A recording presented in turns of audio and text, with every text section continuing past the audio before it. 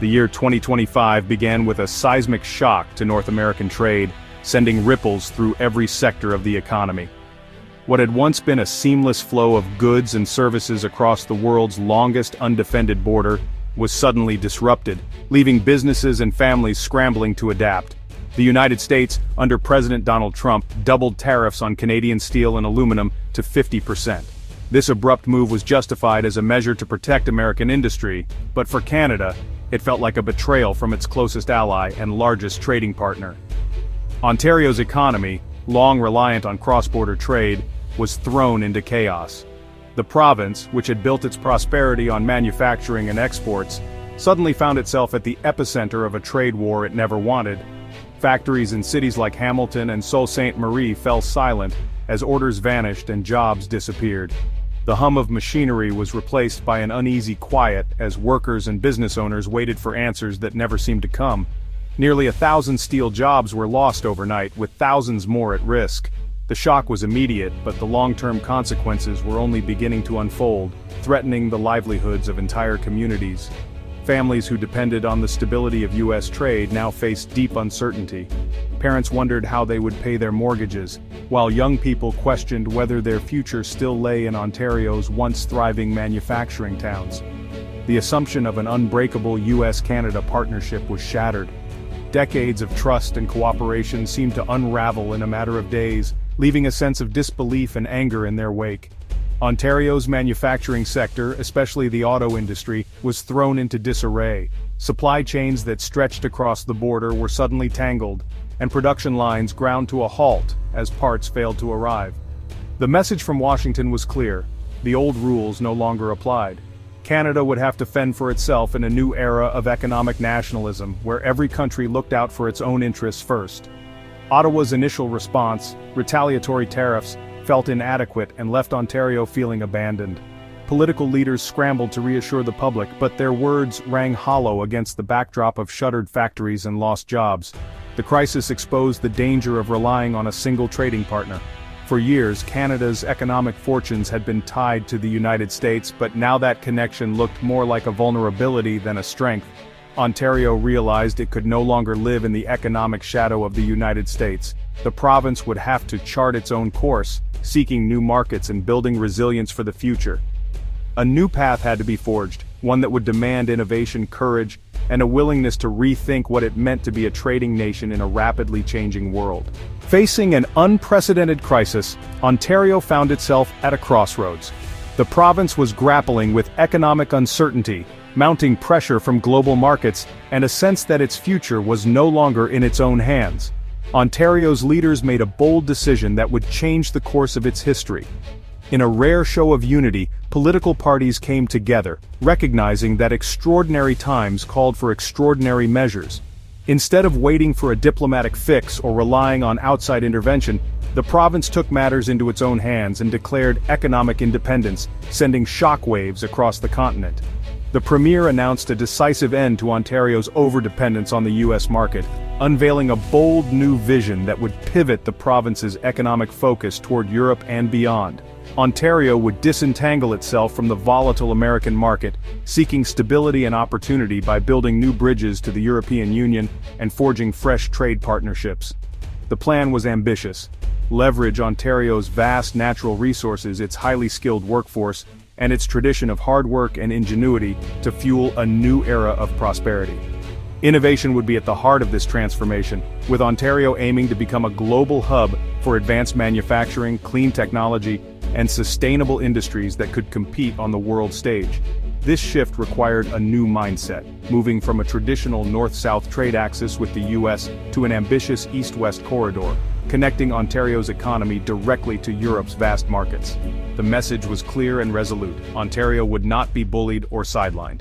Instead, it was open for business, eager to welcome European partners and investors ready to build a shared future. The province positioned itself as a stable, forward-thinking gateway to North American resources, on its own terms, with a renewed sense of confidence and purpose. Ontario was ready to chart its own course on the global stage, determined to shape its destiny and inspire others to do the same. Ontario's new industrial strategy found its first major test in the city of St. Thomas. a place once known for its quiet farmland and small-town charm. Here, a bold vision began to take shape, transforming the landscape and the province's economic future. On these fields, a $20 billion Volkswagen EV battery plant began to rise, its steel and concrete foundations signaling a new era for Ontario's manufacturing sector. The scale of the project was unprecedented, drawing attention from across the globe. Developed in close partnership with Germany, the plant became a symbol of Ontario's strategic pivot away from its traditional reliance on the U.S. market, forging new alliances and opportunities. Every battery cell produced here was destined for Europe, bypassing the American auto industry entirely. This marked a significant shift, as Ontario positioned itself as a key supplier to the rapidly growing European electric vehicle market. The plant was powered by Ontario's abundant clean energy and supplied by its own critical minerals, creating a self-contained, independent supply chain. This approach not only reduced emissions, but also ensured security and sustainability. This innovative partnership linked Canadian resources directly to European demand, elevating Ontario up the global value chain and strengthening its role in the international green economy. For Volkswagen, the St. Thomas plant meant a stable, ethical, and reliable battery supply, one that was insulated from the uncertainties of U.S. trade disputes and shifting global politics. The project's success proved that Ontario could attract world-class investment and innovation on its own merits, thanks to its skilled workforce, resources, and commitment to clean technology. Each milestone reached in St. Thomas marked a decisive step away from past dependency and a move toward a more resilient, forward-looking economy. The Volkswagen battery plant quickly became the cornerstone of Ontario's new economic identity, representing a future built on innovation, sustainability, and global collaboration. In the end, it stood as a beacon of global partnership, technological progress, and strategic independence, lighting the way for a new era in Ontario's history. Ontario's transformation was guided by a three-pillar strategy. First, accelerate mining of critical minerals like nickel, cobalt, and lithium in northern Ontario. Second, expand clean energy, investing in nuclear, hydro, and renewables to power new industries and create exportable energy surplus. Third, reorient trade infrastructure from north-south to east-west, upgrading rail lines and Atlantic ports for direct access to Europe. The goal: control resources, generate clean power, and build direct trade routes to global markets. This blueprint aimed for economic self-reliance and resilience. Ontario was building a future free from external shocks. The plan required patience and investment, but promised stability and autonomy. It was about more than surviving tariffs. It was about thriving in a complex global economy. Ontario was determined to lead, not follow. Ontario needed an immediate response to U.S. tariffs, and found leverage in its electricity exports. The province imposed a 25% surcharge on all power sent to American states like Michigan and New York. Utility costs spiked south of the border, forcing U.S. states to feel the consequences of federal trade policy. Ontario's move was a bold assertion of economic strength. The surcharge was simple, effective, and sent a clear message: economic pain would be shared. It shattered the image of Canada as a compliant junior partner. Ontario showed it could wield its assets strategically.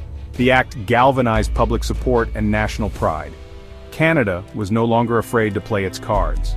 Ontario's bold pivot sparked a national transformation. The 2025 federal election brought Prime Minister Mark Carney to power, who embraced Ontario's model for the whole country. Carney's first official visit was to Paris, not Washington, signaling a new focus on Europe. The government suspended a $19 billion deal for U.S. fighter jets, exploring European alternatives. Canada was no longer willing to tie its defense to the American industrial complex. Ontario's defiance inspired a national conversation about Canadian identity and independence. The federal government began crafting a foreign policy focused on global engagement, not just U.S. relations. Canada's compass was reset toward a multipolar world. Canada's pivot to Europe was matched by a shift in financial flows. Major pension funds reduced exposure to the U.S., seeking stability in Europe's green energy and infrastructure. Canadian investors poured billions into European projects like a €500 million green hydrogen facility. More business was conducted in euros, eroding the US dollar's dominance in Canadian trade. European investment surged into Ontario's clean tech and resource sectors. The financial relationship became a two-way street, deepening economic integration. The movement of capital showed confidence in the new strategy. Political alignment encouraged investment, which in turn strengthened ties. Money flowed where opportunity grew, pulling Canada further into Europe's orbit. The pivot was real and the world was watching. The 2025 tariff crisis forged a new Canadian identity. Ontario's bold choices sparked a nation-building project, breaking free from U.S. overdependence. Canada began to see itself as a global nation with an independent destiny. The Volkswagen plant and three-pillar plan gave the country renewed purpose. Canada was becoming a leader in clean energy, critical minerals, and advanced manufacturing. The new model promised stability and prosperity, free from the whims of a single partner. The transition required courage and investment, but Canada found its voice on the world stage. Assertive actions proved Canada could command respect and build alliances. The country stepped out of America's shadow, embracing self-reliance and global engagement. Canada's new identity, confident, innovative, independent, became its greatest asset for the future.